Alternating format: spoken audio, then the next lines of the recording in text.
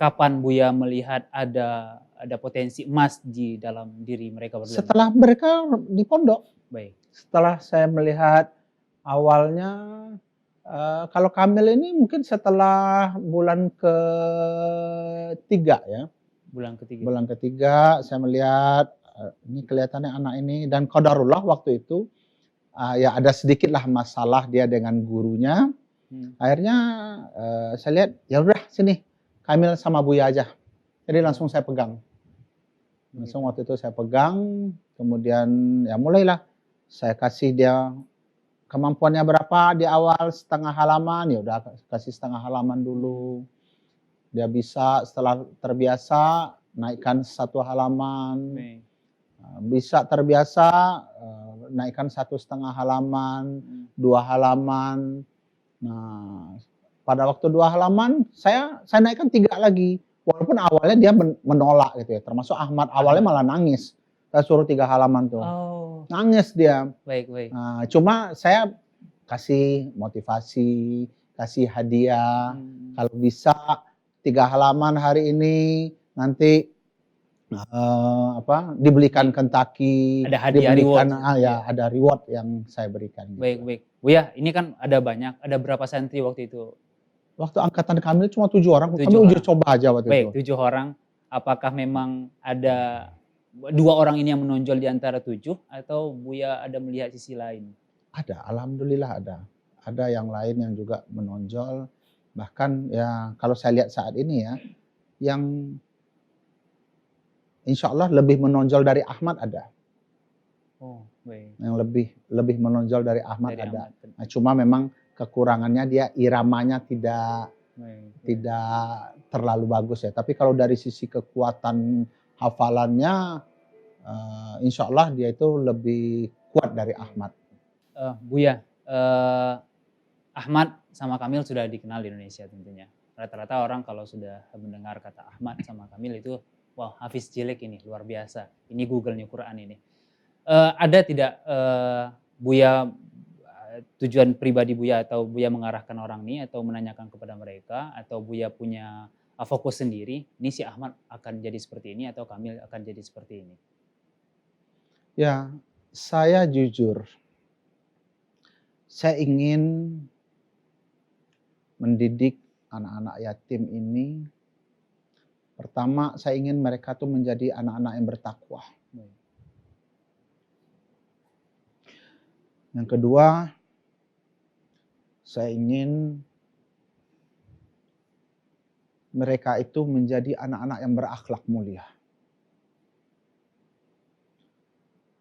Yang ketiga, saya ingin mereka menjadi anak-anak penghafal Quran semuanya. Penghafal Quran, penghafal hadis. Dan yang keempat, saya juga ingin mereka itu menguasai bahasa dan iptek. Artinya, kami nanti, santri kami ini juga silakan mau jadi dokter boleh, mau jadi insinyur boleh, mau jadi ekonom boleh, ya. Mau jadi ulama juga boleh. Tapi basicnya tadi yang saya katakan, dia harus bertakwa, harus berakhlak mulia, harus hafal Al-Quran, harus hafal minimal 500 hadis, dan harus menguasai bahasa. 5 ini silakan dia mau jadi apa saja.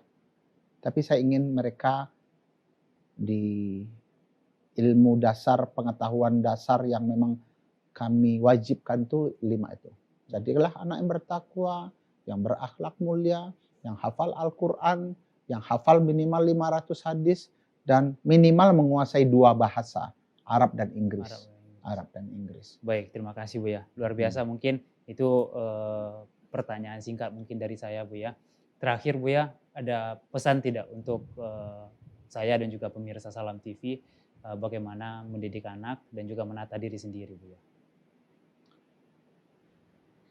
Saya hanya ingin mau mengatakan bahwa